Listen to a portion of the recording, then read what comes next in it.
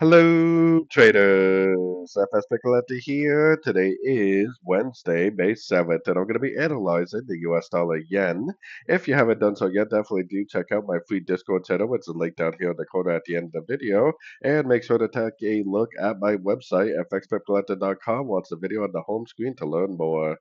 So, anyways, today is FOMC day, interest rate for the US, and it should be a pretty big news event. And I will be live streaming on YouTube for that news event. So make sure you stop in and watch my live stream for my latest analysis on all your favorite pairs.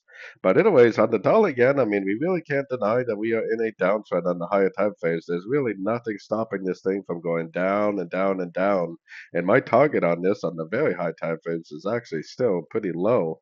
I still think we're going down to about the 125 area, maybe 125.5. So very, very, very bearish on the very, very high time frames. Now, on the 1 hour time frame, it potentially looks like a wave one, wave two. This looks like it could all be subdivisions of a wave three.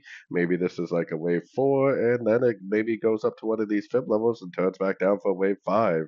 Now, the thing is if this really is an A, and this is really a B, and this is really a C, then it's not going to make a wave five and then turn back up. But more than likely, this is just a subdivision of a bigger downtrend. And more than likely, we would just continue to get lower lows and lower highs. So for me, I am definitely looking for shorts, especially with the fact that the higher time frame is telling me that it is still in a downtrend, and there's no reason to think that the downtrend is over yet.